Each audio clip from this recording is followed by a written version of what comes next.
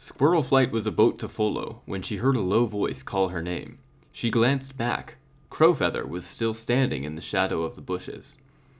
"Squirrel Flight, I wanted to ask you," he began. Webfoot thrust his head out of the bushes. "Crowfeather!" "I'll be there in a moment," Crowfeather called back. "Squirrel Flight, listen," he began again. But Firestar had paused at the foot of the slope. "Come on, Squirrel Flight."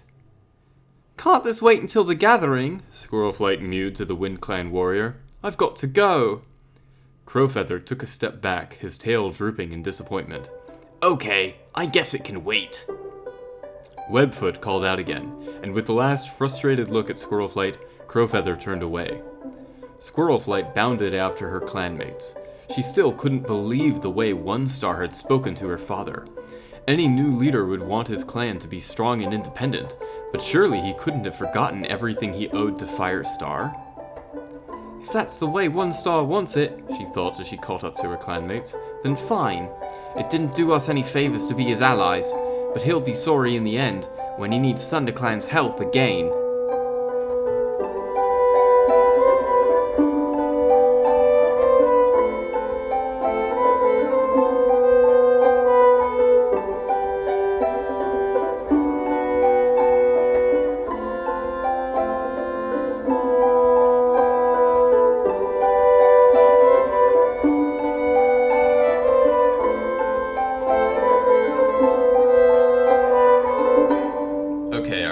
To hear about the other one thing that bothered the heck out of me while I was reading this book. Well, okay, there were a lot of things, but this one was like really irritating. Alright, lay it on me. Okay. 1 star. Oh my god. Literally freaking 1 star. Oh, this guy was so irritating Jesus the entire Christ. Time. Like, he was just he was always on everybody's case. It didn't make any sense. Because like Firestar literally died for him back in the forest, right? Like, what's his freaking problem? He's just such a freaking prat, man. It doesn't. I never understood why he does this thing to himself. Sorry, were you saying something? Okay, so, yeah. Okay, so there's like, what it reminds me of is like, there's this part in Community, which I have to assume is like a plotline borrowed from Friends. I haven't seen Friends. Oh, me neither. Well, yeah, I know you haven't. We're the same person. But in Community, there's this like one episode where the main character, Jeff Winger, receives a drunk voicemail from another main character, Britta Perry. And what happens is throughout the episode, Jeff realizes that he can't make the same like playful banter with her because now the power dynamics in their relationship are off because, you know, he's got like this upper hand and she feels inadequate. So the rest of the episode is like him trying to find a way to restore that power balance, and eventually the only way that he does it is by getting super drunk and leaving her a voicemail in return so that like the tables are even, and it feels really stupid. Like whenever I'm watching that episode, it's definitely one of my least favorite episodes in Community. I think partially because like I think Jeff and Britta was a really boring pairing. But second of all, I think it's like it feels a little bit too sitcom-y, which I guess was like part of the point of early Community, was that it was like it had to be a sitcom before it could start breaking the mold and playing around with sitcom conventions. But like at the same time, it felt like too hackneyed. Like I think that's literally like a stereotype plot where it's like, oh, you saw me naked, so now I have to see you naked kind of thing, right? It's stupid. Nobody likes that. I don't like it. I didn't have a good time. And to me, that's like that was basically like the 1 star plot in summation. It was like, well, Thunderclan saw Windclan naked, so now, you know, Windclan has to see Thunderclan naked. So Windclan spends the entire time being awful to Thunderclan and being really needlessly combative. Because, you know, 1 star was, you know, he made the mistake of being too vulnerable in the last book, and he doesn't want to repeat that. But now, you know, he swings too far in the other direction, where it's like, so I can't believe Thunderclan is continuing to be nice to everybody. How dare they? You guys are idiots, you're fools, you're weak. Like, I saved this passage, right, because I thought it was important.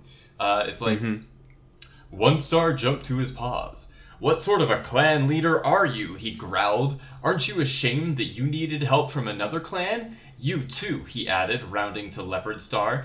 Riverclan has its own medicine cat. Why did you have to go crawling to Thunderclan? And it's like, dude, literally, like 2 books ago, you were like Thunderclan was saving everybody's lives. Great Maybe journey. just like at this point, admit that perhaps the clans are better united than they are divided. Like, I don't know, man. Seems like a wild, and wacky kind of. A little bit too crazy to say. It's just stupid. It is stupid. No, I agree.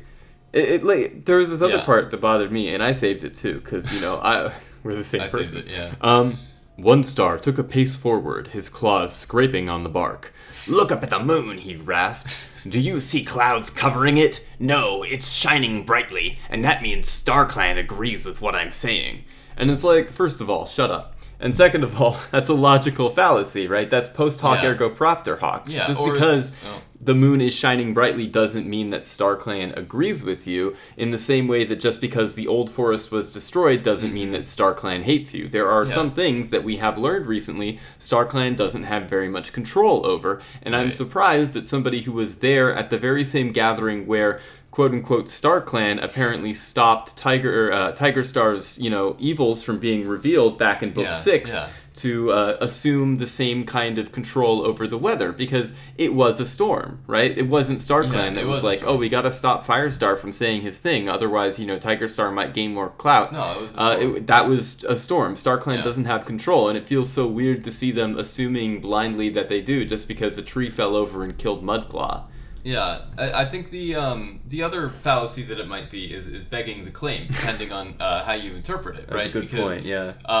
For example, there are plenty of reasons why there wouldn't be any clouds in the sky, and in order to use Starclan as part of your argument, you first have to prove that Starclan is the reason, right? Like, there could be, maybe the air is sinking slowly instead of rising and cooling. Maybe there is a different kind of pressure, and the area is under, a different kind of wind pattern. And you would think that a cat from Windclan would be the kind of cat to know that amongst, literally the leader of Windclan would probably have the most insight as to why or why not there are clouds in the sky. But no, apparently he wants to just pretend that it's Starclan saying that his ideas are good, even though his arguments are full of fallacies, and he is ignoring the dying wish of his last leader. Like, again, Tall Star was like, hey, I'm gonna die, so I want 1 star to be in charge, and I want 1 star to be in charge because I know that these BFFs may be in a relationship of some sort with Firestar, and Firestar is a good friend to Windclan. Like, come on. Like, it just, he's so irritating in this book, and it makes me really upset, because, like, I liked 1 star a lot. I liked him back when he was One Whisker. I thought, oh, this is really nice. They've got, like, a great friendship going on. Like, Firestar literally died for him. Come on. Why are we so upset? I'm upset because it's character assassination. Like, I'm not going to stand for this kind of thing. Yeah. It's ridiculous. We are complaining a whole lot, aren't we? I mean, yeah. Sorry, you want me to not complain? Okay. Yeah, that's what I thought. Yeah, I agree.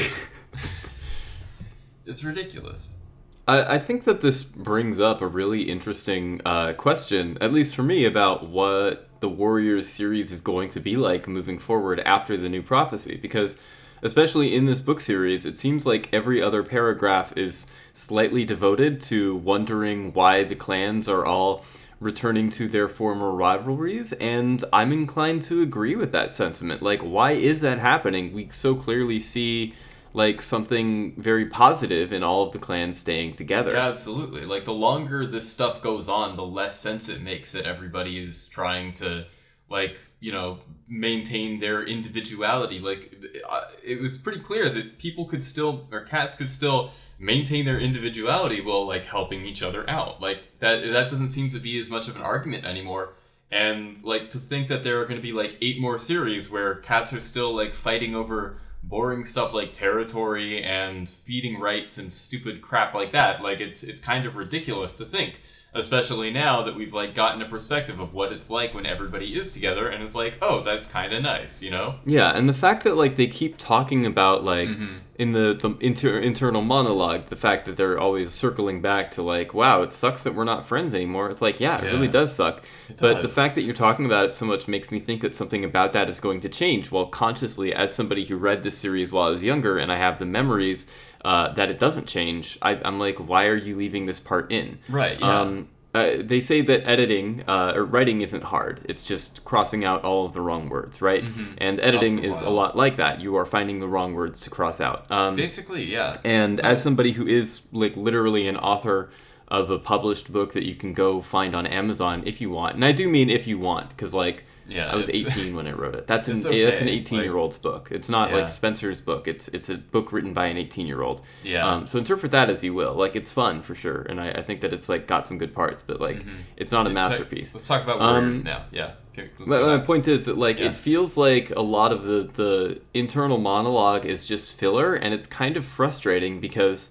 Yeah, I don't know. I don't know why I expect the internal monologue to be meaningful or something. You know, maybe that's just because all of my thoughts feel pretty meaningful to me. But I just wish that there was more that was coming out of it, you know? Yeah, I see where you're coming from, and I agree. It feels like if this is something that's going to be touched on a whole bunch, then that makes sense that they're leaving it in, but they're not touching on it anymore. The meaningless rivalries and meaningless bloodshed and countless deaths are going to continue, and the fact that they're just continuing to talk about this, even though nothing is going to change, speaks to a poor editing decision. Definitely. And it's like frustrating to read. I don't know. That's just like a really irritating thing to read. Yeah. Because like I do want things to change. Like as I read that, I'm like, yeah, all of this sucks. We can't. It's hard to talk about without getting like, too circular. We've spoken. But like, it sucks that everybody has to just die for no reason. It'd be great if we could all be friends. Yeah, you know, like before. So why aren't you doing that? Because that was done in the past, and it didn't seem that hard. It's But whatever. Yeah. I guess we're like getting to a point now where the logic circuits of my adult brain are starting to break down the book. Yeah. And like I'm not enraptured by the childlike wonder that I once was, and I'm starting to like analyze it, and I'm like, why are Stormfur and Brook here? I feel like that wasn't really something that I like Stormfur we were missing. But I mean, you know, I'm glad. I kind of like Stormfur. I think Brook is okay. But why though? Like, you know, is it just because we need an extra love interest for Squirrel Flight? Because now we gotta break it into like the love quadrangle.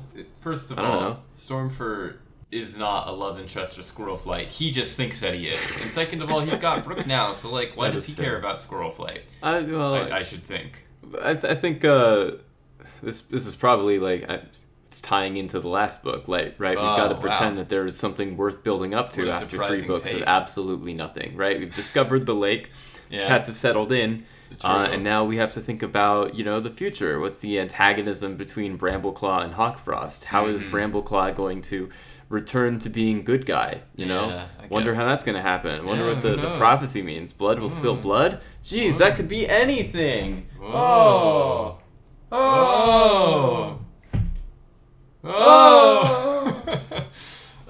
Spencer, I love you. Thank you. I think you're very handsome. Thank you very much. Talking to. Thank you. But I gotta tell you, if you want more people to be on this podcast, you're going to have to start pretending to like the books a little bit more. Okay. That's a fair point. We've got like 20 minutes left before we've got 20 minutes? Oh my god. Do you have 20 minutes of content worth about midnight to talk about? I mean, you would know the answer better than I would. I mean, do you mind if I spoil it? I feel like that might be bad manners to a certain extent. Honestly, go for it. The sooner we get through this, the better. Okay, the answer is no. We spend like 10 minutes talking about Leafpool and Mothwing, and then we get talking about grocery store anecdotes.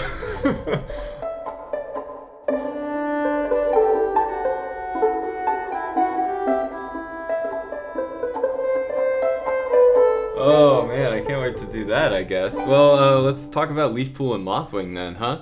Alright, get out your violin for starters. Ooh, are we singing? Yeah, later on though. Come on.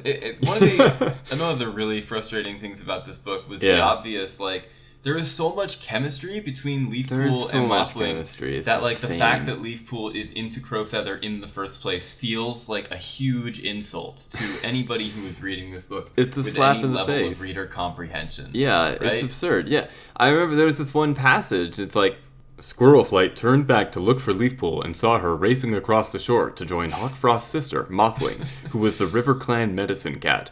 The beautiful golden tabby twined her tail with Leafpool, excitedly tail. telling her something that Squirrelflight was too far away to hear. This is the kind of stuff that if this was put out in the 90s, the official English dub would be like, oh yeah, they're cousins. Sailor that's Moon just stuff. insane. Yeah. They're literally she has a sleepover at Leafpool's place at one point in this book, and it's like, come on. I mean, come on. I agree with your frustration. You know the song to be that fair, we think about whenever we read about this kind of stuff. Let's talk about something else. By Towns.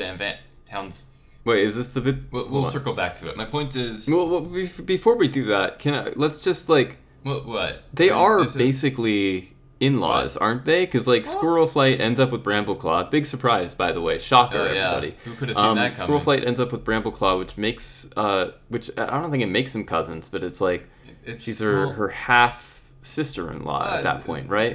Spencer, I love you, but this is semantics, right? Okay, that's fair. They're in love, all right? Yeah. It doesn't matter if they're half in-laws or whatever. These books in-laws aren't related by blood anyways. Yeah, these books border on... They're in love, and they're far more incest. in love than Brambleclaw and Squirrelflight are. Yeah. If anything, I think that the couple that deserves the most rule bending would be Leafpool and Mothwing. Leafpool and Mothwing, they complement each other, right? Leafpool can see Starclan, and Mothwing has the confidence and charisma, the exaggerated swagger of a middle-aged, New York man or something. Okay, like that's a fair point. That actually, every time I read about this this couple, and I'm sure you feel the same thing because you're the same person as me, but I get this. There's this song by Townes Van Zandt. Townes Van Zandt, that was it. Yeah. Oh my god, I keep messing up the pronunciation of that. Yeah, I know exactly what you're talking about. Because he's got the similar name to Stephen Van Zandt, who was in The Sopranos. If and I he's also a musician, so it's what's to do with that? Am I right? If I need we're singing. Oh, that's why you told me to get out the fiddle. Okay. You come to me. Would you come to me for to ease my pain? If you needed me, I would come to you.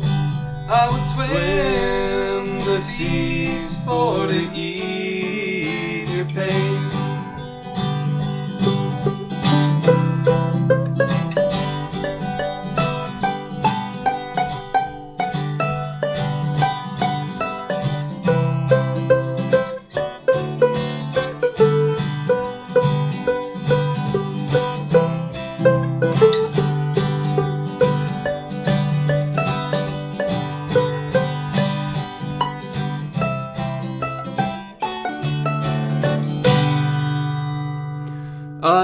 I think I definitely see where you're coming from in regards to their relationship. I do think it is the best written one in the books. Definitely. Almost so far, a doubt, at the very least. And it's really frustrating that they aren't together because it feels like they should be. They have actual development. They've earned it. Leafpool is keeping secrets from Mothwing. Mothwing is keeping secrets from her. But despite that, they talk about it. They talk through them, and eventually they come to some sort of reconciliation. And it feels like it should be That's a real friendship, honestly, and it could be more than a real friendship if they weren't cowards who were too afraid to put LGBT representation in their books. But I guess that they are at this point in history. Maybe it's better later on. I sure hope that it is, because this is really frustrating to read. Especially when you're faced with other, these very compulsory heterosexual relationships that are just really awfully written and not fun at all to read. And this is a breath of fresh air, and it's annoying that they're not together. One of the things that I really like about Leafpool and Mothwing is that their relationship is, as you said, founded on very real things. With Crowfeather, it's a question of are we have to leave the clans in order to be together? And with Leafpool and Mothwing, they're basically content to do whatever they want within plain sight of everybody because they're medicine cats. They were twining tails at the gathering. That's gotta be a pretty nice feeling. There isn't. Obviously the stakes would still be real if they were to pursue it seriously, but at the very least they can very openly show this kind of affection, and they can very openly continue to be friends. With Crowfeather, right? There's basically no reason why Leafpool would ever care about a Windclan warrior or be within his presence. which makes it a lot harder for them to see each other and exaggerates the circumstances of their togetherness. Meeting. Yeah. But with Leafpool and Mothwing, it feels a lot more organic for that relationship to develop, because they can see each other, they do see each other fairly regularly, and they can be friends and allow that friendship to blossom into something else. Like, there aren't any grand gestures. Yeah. It's just, two girls hanging out, getting to know each other really well and being cool and stuff. And I like that a lot. Like, in the song, it's I would, if I needed you, would you come to me? They would come to each other. They frequently do come to each other, and that's really nice to see, because, like, it's not the stakes aren't so ridiculously high all the time that it makes the romance seem absurd. It's just like, I don't know, they're there for each other when they need each other, and I really like that. I like that a lot. Yeah, I think that's part of, like, with a lot of these romances, I would say so far, like, the best interclan romance that we've seen in canon so far is Greystripe and Silverstream, because there isn't much competition. Like, between right now. It's between that and, like, one or two others at this point. Like, there aren't so many quite yet. But like, you get this really nice I don't know, like, obviously Greystripe's behavior towards Fireheart is, like, pretty bad within that context, jacked, but like, it's a lot better that he is, like, actually pretty frequently sneaking out of the clan to go see Silverstream. Yeah, like, at least he looks as for her. Opposed to just, like, looking at her once or twice and spending the rest of his time being insatiable. Like, with Blue Star, she spent one night with Oakheart, and I guess it's, like, part of the inherent tragedy of Blue Star. Like, nothing in her life was easy. So everything was difficult and so sad. But, like, that relationship didn't feel organic for a lot of reasons, and probably the most of which was, like, she met Oakheart once and spent the rest of her life fantasizing about him, basically. And that's really annoying. Like a boy band.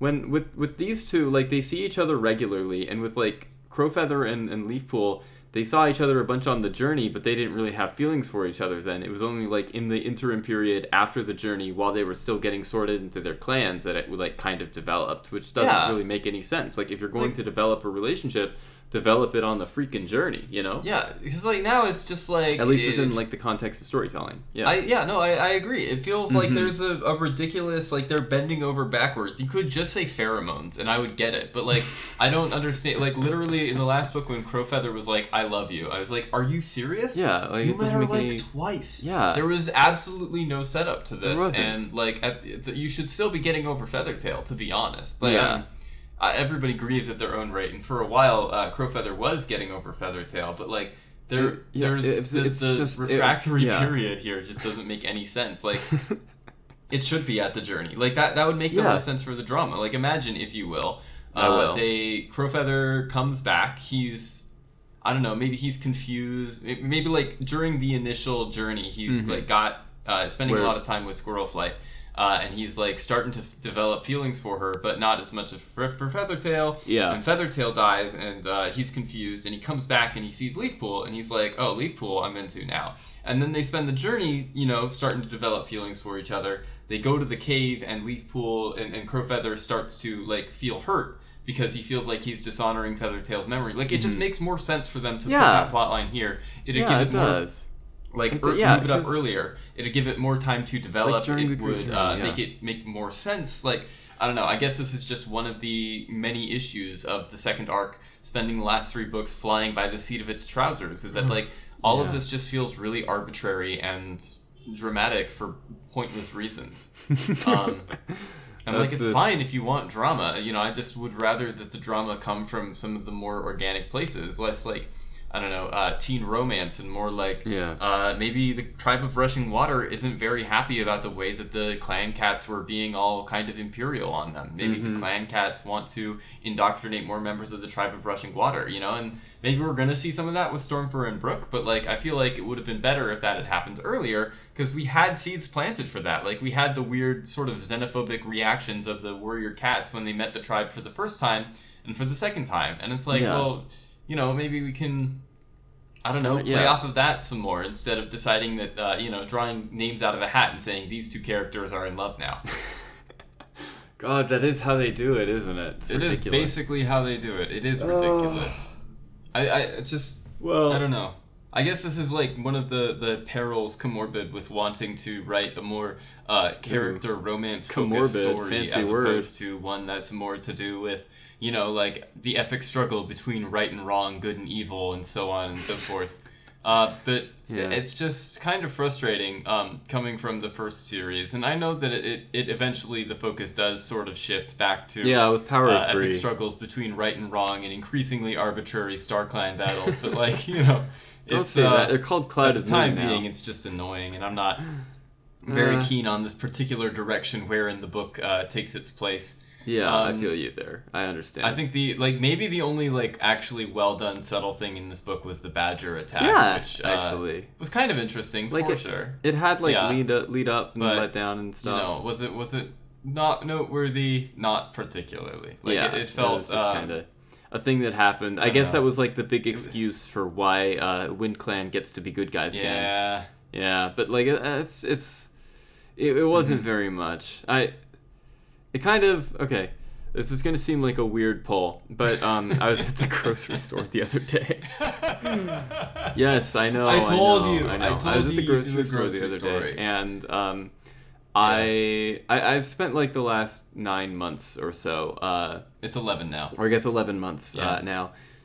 God, it has been 11 months. 11 months living my life in the hopes that nobody else gets infected by this terrible virus that's been taking over the world, right? Yeah, it's awful. Nobody likes it, but you know that's our duty. It's a moral failing obligation of our governments to make it that the struggle has gone on this long. But as its tenants, we have to continue pursuing the better good for everything right now. Yeah, right. So I'm at the grocery store for like my one walk a week, so that I can pick up some groceries, some spinach, because you know I love spinach. You love spinach, you really do. And I was I was standing in line, and there was this fellow who was getting way too close to me, right behind me. Yeah.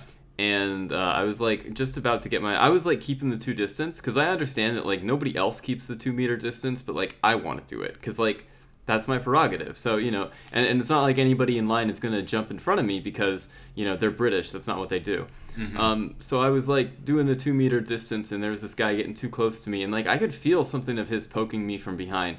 So when I start putting my stuff on the conveyor belt and he moves up closer, I turn around and I'm like, hey, 2 meters. And in that moment, I felt so flooded with power, because I spent the last 11 months, you know, granted, you know, I'm doing my best, but I haven't spent the last 11 months reminding other people to do their best, because I'm always scared of being the stick in the mud that somebody's gonna challenge and go write on Facebook about their epic poem that they managed to, you know, talk down a COVID denier or something like that. And I don't want to be the representative of the person who reminds people to be responsible, because I know that makes me a really big target, and I'm scared of social scrutiny. I have a lot of social anxiety, you don't which is part of the reason why I do a podcast on my own. But I finally did it. I was I've had enough. This dude is literally getting me from behind, and a couple of days ago there was the government saying, hey, 100,000 people have died, and we're so sorry. And I kind of instilled this somber / angry mood in me, because you're not sorry. If you were sorry, you would have done something about it, but you decided not to. You know, eat out to help out, and so on and so forth. Yeah, it's insane. So yeah, I turned around and I was like, hey, keep 2 meters. And I started loading my stuff on the conveyor belt, and I felt him bump me again. And so I turned around and I'm like, dude, 2 meters. And I looked this piece of crap in his baby blue eyes. I remember his eye color for some reason. That's I looked this piece of crap in his baby blue eyes, and he backed off, and I started loading my stuff on the conveyor belt again. And then 15 seconds later, and just so you know, this was 15 real seconds. This wasn't a couple of moments later. This was the time between now.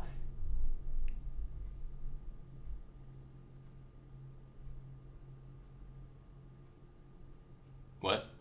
Are you still there? Hello? And now, where he 15 seconds later, 15 real world seconds later, he was like, what, you're gonna get out tape measure? But he said it so quietly, I wasn't sure if he was trying to say it to himself, in his brain, so that he could feel he came up with a clever retort, or if he was just trying to say it out loud and start a confrontation, and he just like couldn't decide which one he wanted to do, so he like went for something in the middle. And like, for starters, not even a clever comeback, right? No, it's like the stock comeback that like people would that's like, not that's clever. The stuff you see on the it's COVID. Literally came out like from a can. It's the stuff you see on COVID denier Facebook posts or something like that. So like, not only can he not come back with an original comeback, but it takes him 15 seconds. And keep in mind, he's like British. This is the company that prides themselves on having a sense of humor. This is the company that like for 3 years, every time I said something wasn't funny, people just assumed that I wasn't like clever enough to understand it because I'm American, and they got this British sense of humor. And maybe this anecdote has less to do with the actual confrontation and more to do with like my own social anxieties and the anger I feel towards people for treating me poorly as an expatriate. But like, I was just so like, this is what I was afraid of. Like, this is what I spent 11 months not confronting because I was too scared of, you know, the social recompense that would follow if I were to actually say something about the injustices that I am being treated. Somebody would say something, like somebody would mumble something to me like 15 seconds after the fact, and it wouldn't even be that good. Like, are you serious? I felt like such an idiot at that moment. Idiot, for like, that's what I was scared of. And it was ridiculous. So what does this have to do with warrior cats? Well, I mean, you're me from the future. You already know where I'm going with this story, right? Well, yeah, but I want you to be the one who says it. You're the one who already, you know, went on to all the trouble of telling that story and going out on this limb. Oh, thanks. So my point is, like, when you don't have that kind of build-up, or when you have, like, the wrong kind of build-up, the payoff doesn't feel great, and you just feel like kind of an idiot for expecting something worse. And this is kind of what we're facing now as we approach the final book, and our main antagonist is basically only Hawkfrost. Like, we're expecting something more important to happen. We've been getting this, this prophecy from, like, a few books now where it's like, blood will spill blood, the lake will run red. But, like, the fact of the matter is, we don't really have, like, some big scary antagonist. All we have is Hawkfrost taking evil lessons from Tigerstar. And Brambleclaw, who we already know is trying to be a good guy, or at least the book thinks that we think he's a good guy. So, we're not particularly fussed about it. And, like, at the last moment, this is, like, this is the big chance that Book 5 has to make the ending of this sequel trilogy, or sextology, or whatever. Sextology, great, I think, for 6. Is the best that they can offer is Stormfur and Brook. Like, at literally the last sentence, they're like, oh yeah, Stormfur and Brook are here too. Like, really? Yeah. I don't know, it just makes me feel like an idiot. And books shouldn't make you feel like an idiot for expecting more out of them, which I guess is one of the biggest failings of the new prophecy in general. Yeah. As sad as that is to say. Yeah. But it looks like we're out of time, so we're just going to have to talk about it more in the next episode, huh? Yeah, I guess we will.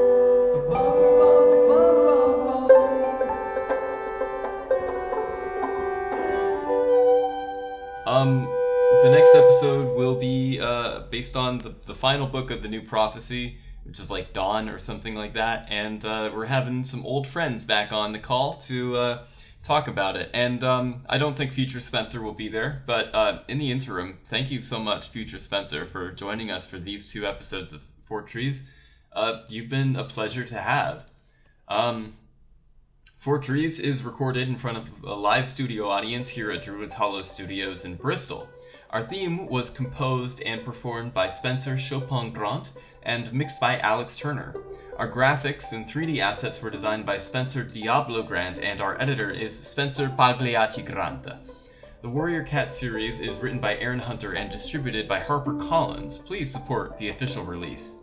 You can find us at the web at spencergrant.co.uk/Fourtrees or wherever you get your podcasts.